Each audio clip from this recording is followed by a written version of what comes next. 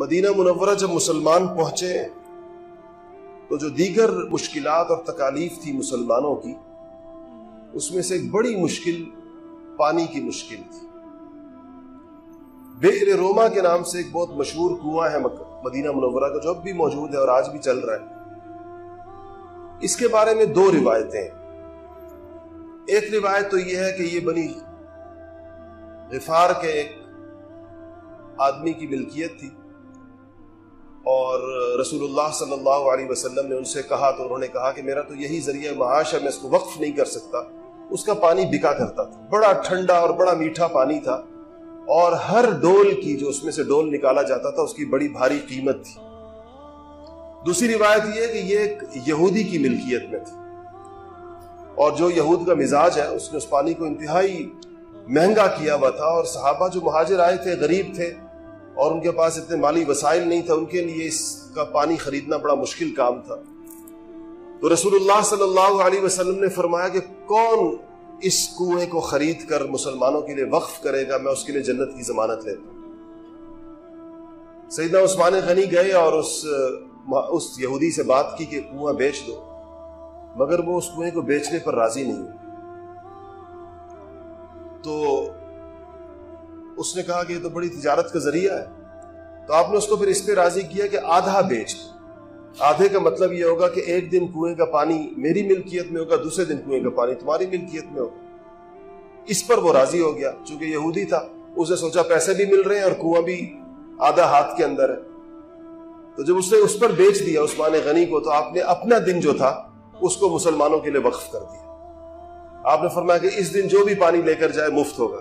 اب جب ایک دن پانی مفت مل رہا تھا اور دوسرے دن مہنگا مل رہا تھا، تو لوگ اسی مفت والے دن میں بھر کے لے جاتے تھے، اور مہنگے والے دن کوئی نہیں آتا تھا جو یہودی کا دن تھا۔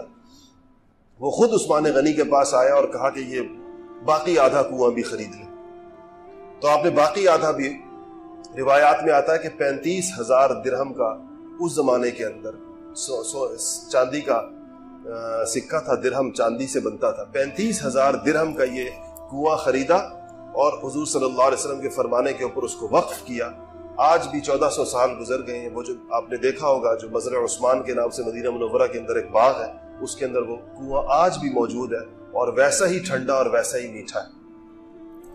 مسجد نبوی کی جب توسیع کا مرحلہ آیا، رسول اللہ صلی اللہ علیہ وسلم نے مسجد بنائی، اور چند ہی سالوں کے اندر، ابتدائی چند سالوں کے اندر مسجد نبوی تنگ پڑ گئی۔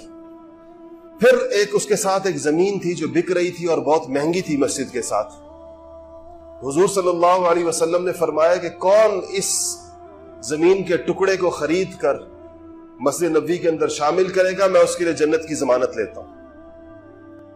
اس پر پھر عثمان غنی نے اس کو خریدا اور مسجد نبوی کے اندر شامل کیا، اور اس زمانے کے اندر وہ کوئی 25,000 درہم کی وہ زمین خریدی گئی۔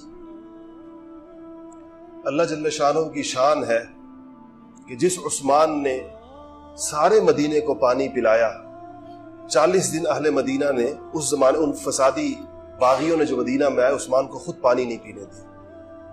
اور جس مسجد کو عثمان غنی نے توسیع کی، جس کی زمین خرید کر اس میں شامل کی، اسی مسجد میں آپ کا داخلہ بند کیا۔ 40 دن آپ کو نماز نہیں پڑھنے دی مسجد نبوی کے اندر، امامت نہیں کرانے دی۔ جمال الوجود بذكر الإله وتصفو الحياة بنور هدى جمال الوجود بذكر الإله وتصفو الحياة بنور هدى وتطلب نفس له طاعة ويبلغ سعد إلى منتهى فؤاد شغوف إلى ربه أحب رضاه أحب لقاه يظل يجيء إلى ربوة قرار